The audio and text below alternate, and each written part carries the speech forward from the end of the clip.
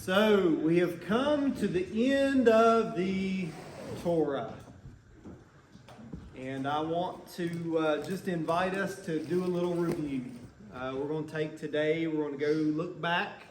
And I'm going to ask for your all's opinions on a thing or two here in a little bit. It may be a short lesson if you all don't speak up. And we may be here till 12:30 if you all keep going. So you never know. We can't do that. But so we're going to look back. The overview. So if you step back and look at everything that we've looked at in the goodness, how long have we been doing this now? It's been 6 months. How time flies. We have talked about first 5 books of the Bible and what that entails. We took the first part of it and we've kind of looked at a tale of 2 kingdoms, right?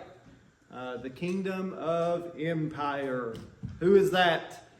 Well, it's represented by Egypt and by so many people in the area that ruled by the iron fist. You know, they took the scepter and they struck people and they moved people by pointing and slavery and all this.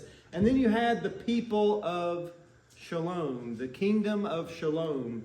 And Shalom means peace, right? And so you have this tale of get it all at all costs. Whatever it takes, we will progress. And then you have the other side that says we will do what we can. We will survive. God will take care. God will move. God will help. God will do this. And it's a 2 pictures. One of just greed and power. And the other says, we will not only let God take care of us, but we will take care of those who can't.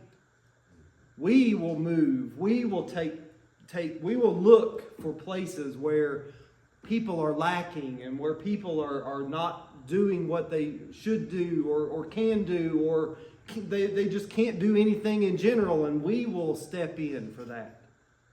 And so we have this tale of 2 kingdoms.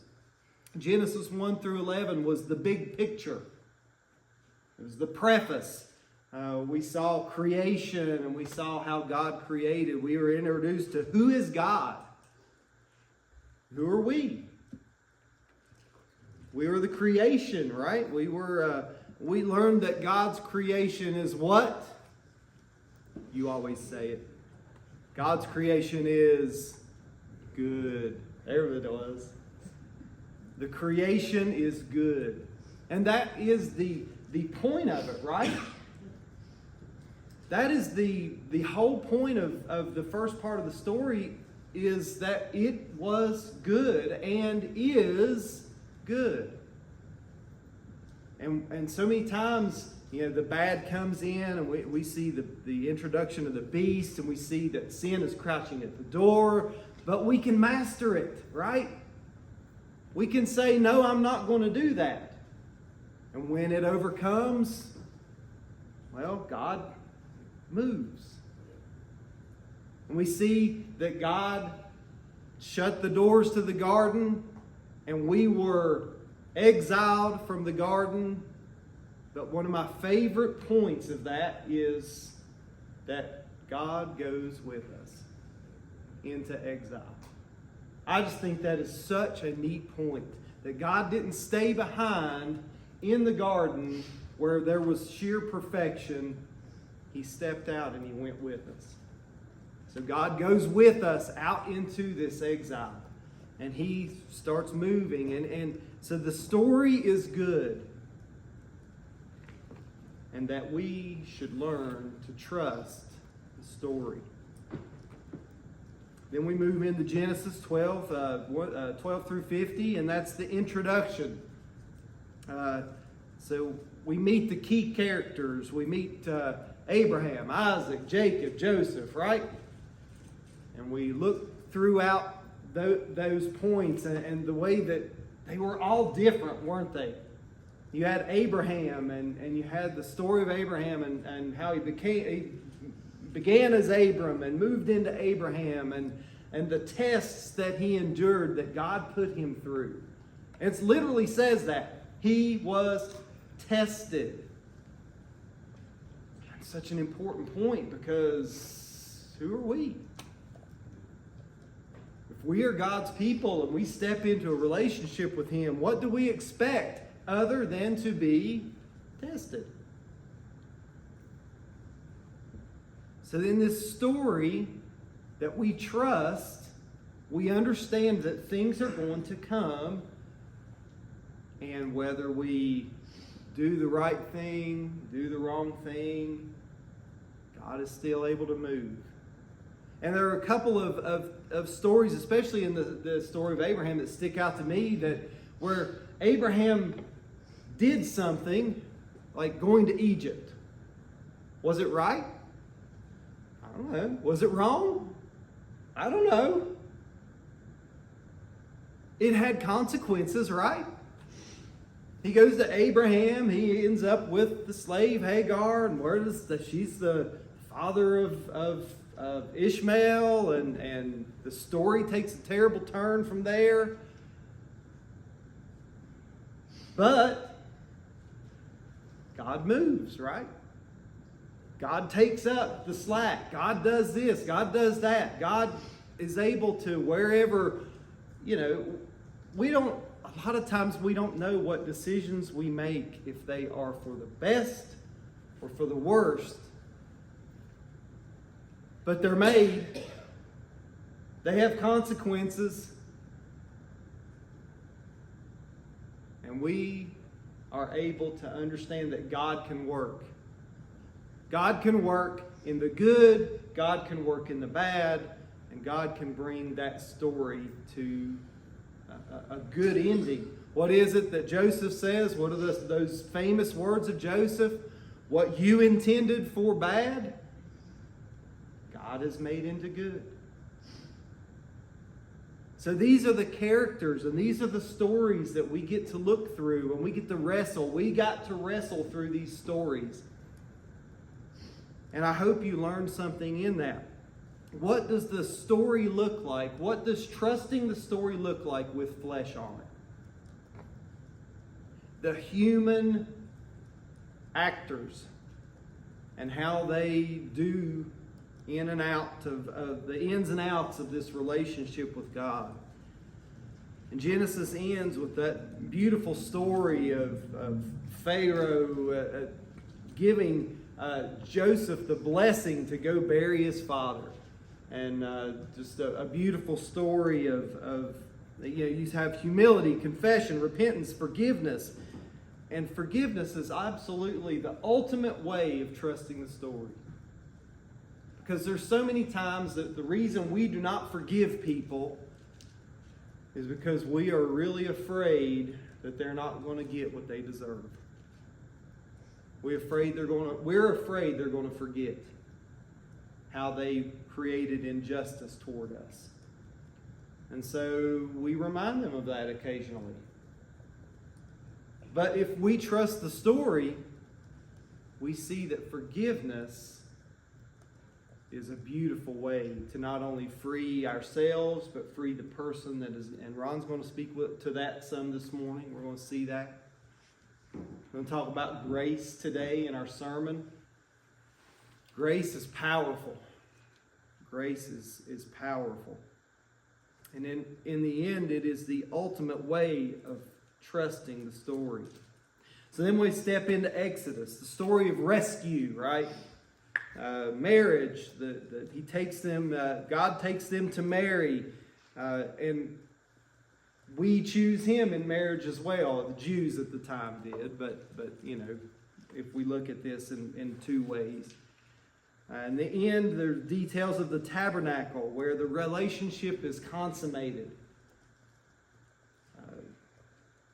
It's also a place where the priests work in this tabernacle. And so people see it, that you have this priesthood that is dedicated to God, and they work inside the area of the whole community, And the whole community is able to see how the priests are to act between them and God. And that is also how they become a kingdom of priests. Because if they see how that goes between, then we also, the Jewish people, were to become a kingdom of priests. And they were to be the go-between between the outside nations and God. They were, we're going to look in our next part, they were placed in the center of the world, basically, at that time. You had to go through that to do almost anything, and God places them in the center of the known world at that time to be a light.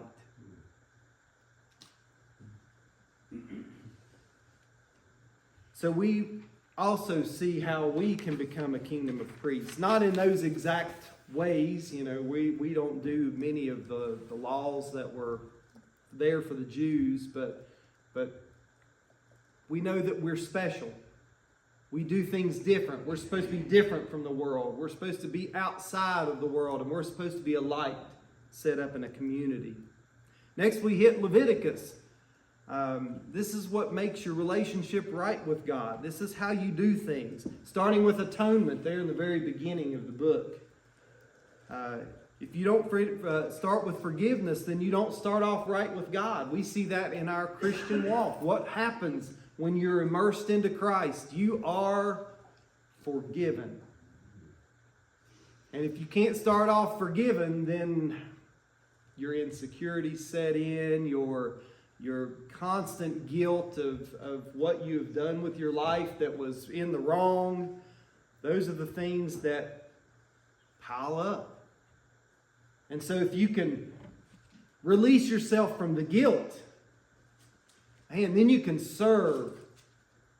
Then you can be who you're supposed to be. So that's what that does. In Leviticus, they start with atonement because it's so important. Then you have this, what the guy calls the priestwich. Instead of a sandwich, it's a priestwich. You got 2 sections on priesthood, but then in the middle you have a section of laws that the Jews set themselves apart with. So you have how priests do, and a section on what happens how they do their job and what happens when they fail. But then you have in the middle of this laws of how the Jews were going to live and set themselves apart. Then you have a section on festivals and partying, basically. And we kind of get, like I said, uncomfortable with the word partying because it's got such a negative. When you see that in college, what's happening? Well, it's and that's not what we're doing here. We're not setting out to just be revelrous or that. We are out to celebrate. We celebrate. And so many of the festivals were pointed towards celebrating God's goodness. And I feel like a lot of times we, as Christians, focus on this kind of, I don't know, it's almost like, let me see if I can get the right words out here. We focus on the fact that Jesus forgave our sins so often that we have a constant look back. And we don't take the time to celebrate that forgiveness. The life that comes. That we're in this constant state of, well, we regret what we did to Jesus on the cross. You should do that. Not saying that. But what comes from that? Life.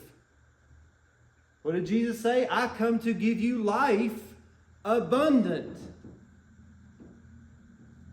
The New Testament talks about salvation not as a place you go, but as a life you live. Here, you are forgiven. You have a beautiful story to tell. Celebrate. Be happy.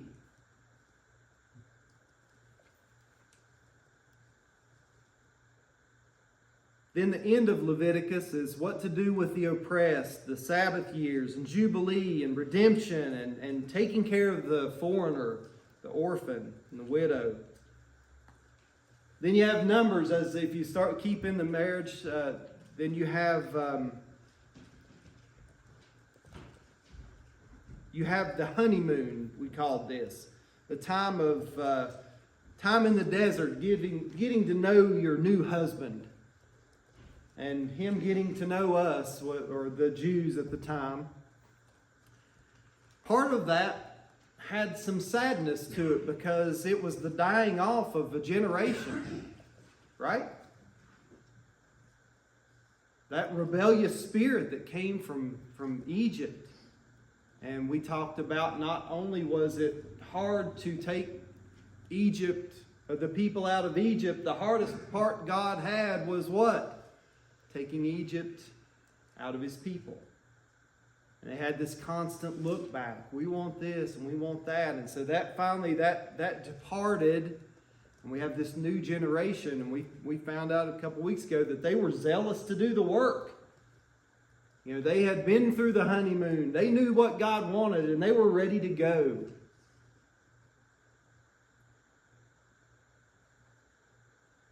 Putting the relationship to the test. Here we are again, leaving Egypt behind.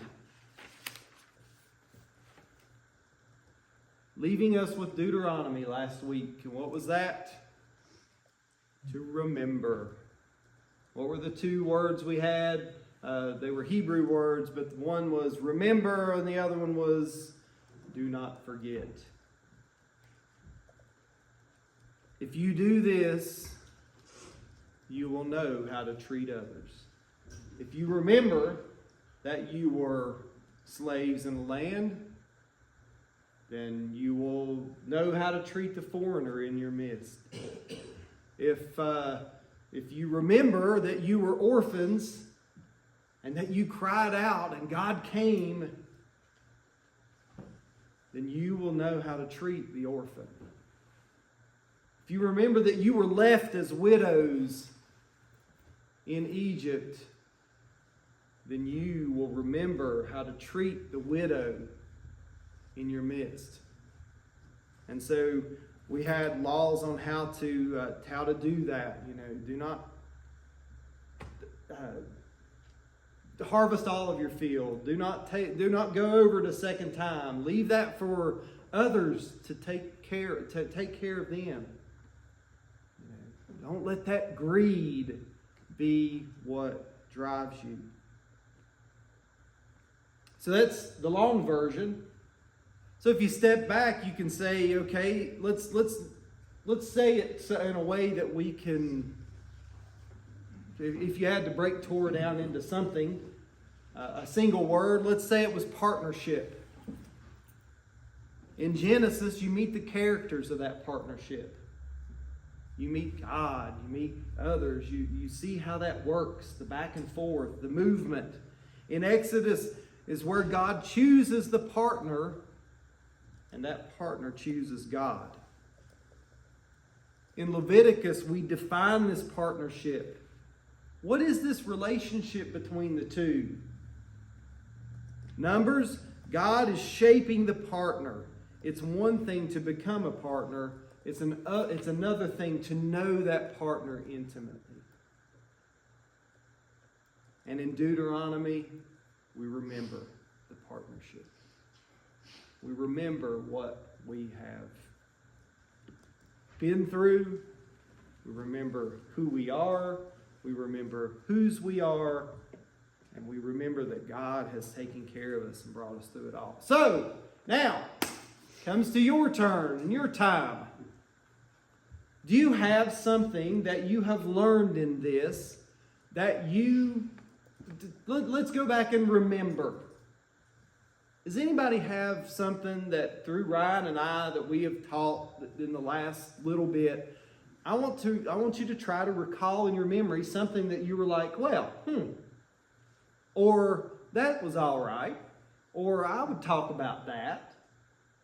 And I want you to recall in the last little bit just something that we've talked about. So if you need to take a minute or whatever, we've got 15 minutes. If y'all don't say a word, we're going to have an early fellowship time. John, Yes.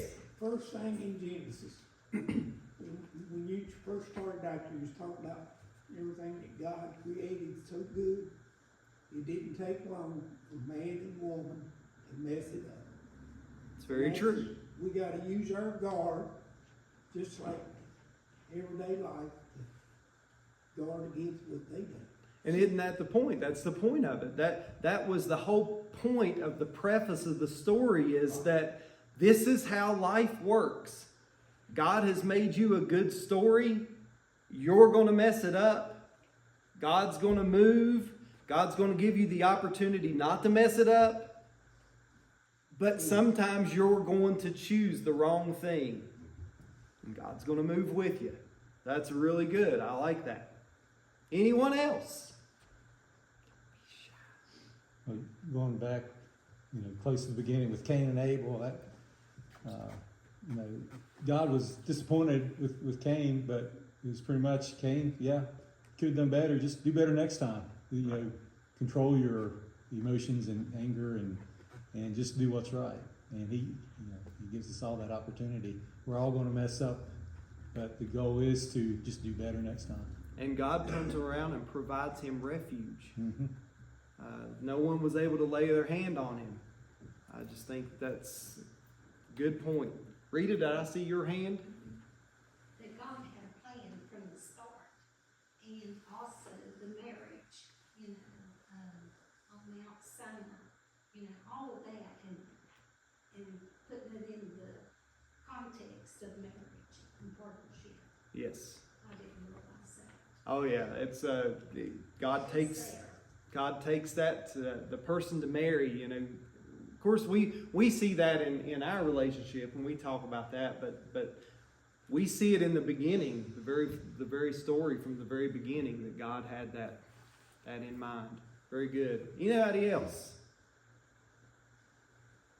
Ron? I think we can identify when we're at our best, we're like Abraham and we trust God and we obey him even when we don't fully understand where he's taking us, wherever.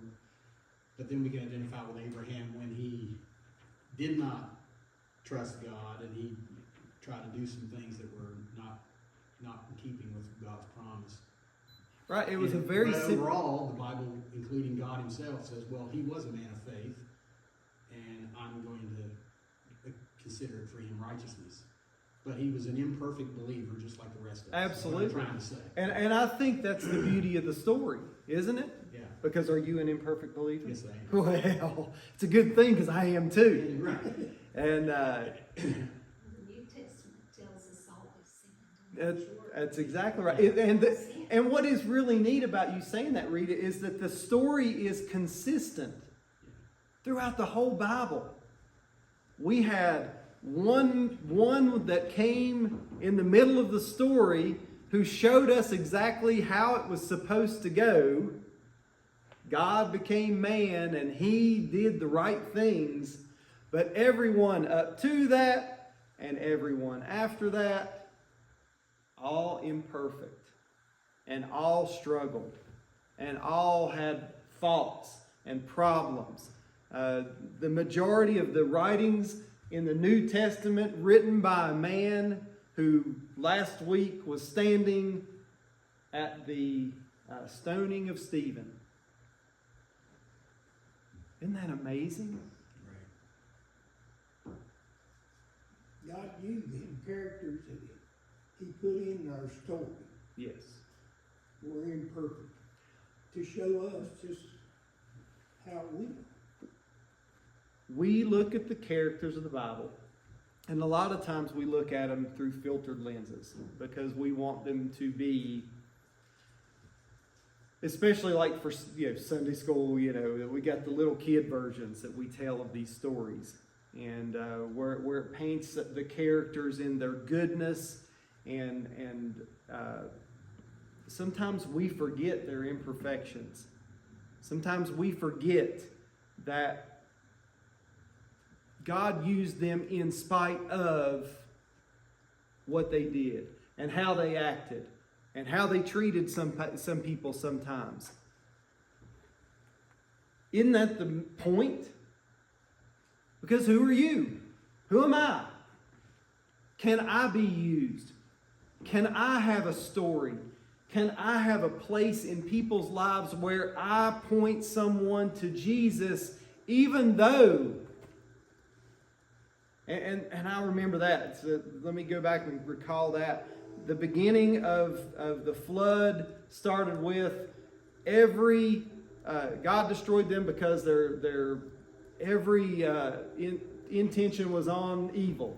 Well, after that, God said, I will never destroy them by water again, even though they were constantly, every thought is on evil. There were the exact same things before the flood and after the flood. God says, I will do this, but I will do this afterwards, even though.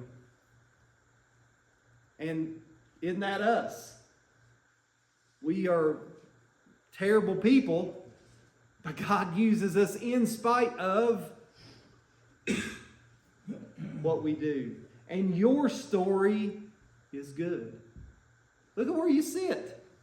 You're sitting here this morning in a place where we can be joyful because of our forgiveness, because of where we're at, who we are, whose we are. Isn't that an amazing thing? That in spite of, and I want you to think back. Think of the worst thing you've ever done in your entire life. Take a moment.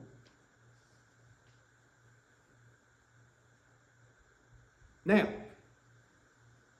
doesn't matter. It's gone. Did it have consequences? Yes. Does it still have consequences? Maybe. Life is full of it. Life is full of the good and the bad that has come from your life, and the good has went out to many people of the good things you've done in your life, and the bad has gone out through many people of what you've done in your life. But your story is good. And we can take the good and we can run with it, and we can take the bad and we can be thankful that it's gone. It's still there, yeah, but it's okay. Because you're no different than Abraham. You are no different than Isaac. You are no different than Jacob. You are no different than Peter. You are no different than Paul. You can be used if you will see that your story is good. I just think that's pretty amazing. Read it. That's the plan from the start. He was looking for a person because Abraham, he's the great-great-great-grandpa of Jesus Christ. Right. That's what all those characters, I tell my little kids, you talk about Sunday school, the great-great-great-grandfather, that Jesus is going to come out of these people. Yeah, that's a very good point. Anything else that stuck out to you in your time in Sunday school? I always think when I'm reading either the Old Testament or New Testament, people have these unique experiences with God, or they have unique experiences with Jesus. They live in the time of Jesus. What a wonderful privilege that would have been. But look at the responsibility also. How would we like, for thousands of years, everybody reading the details of the good things we did and the bad things we did? How'd you like to have your life picked up? How would you like to be world famous? Yeah. I wouldn't. I'm good. Because we see that now. The people that are famous, they have their lives picked through. You know, there's not a moment, and I guess it's no different here too. That's a good point. You know, we've gone through, we sat and nitpicked Abraham's life, didn't we? Pretty much. Right. And we found the good in it. We pointed out the bad in it too, didn't we? And we may be in awe in heaven of God and Jesus and not think about those such things. But Right. if we meet somebody that was in the Bible, we can say, that's a great thing you did, and that was a terrible thing you did. What were you thinking? That's a good point. Yeah, I hope we'll focus on the good in that. Because then somebody's going to be like, well, I remember, I was watching what you did too, and that wasn't so hot. But yeah. Anything else?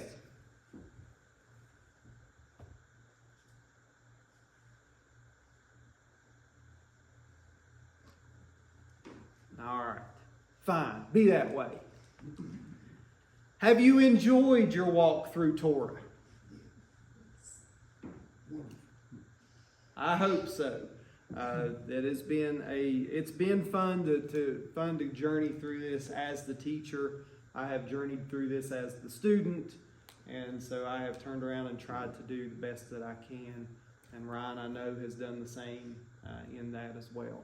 So you all have 10. Yeah, Just need to remind everybody that next Sunday, Rick. during the Sunday school hour, Rick will have a lesson that'll be the beginning of the revival.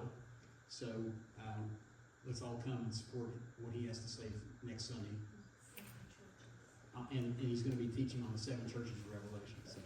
All right. Well, thank you all for your time. I hope it has been a good one.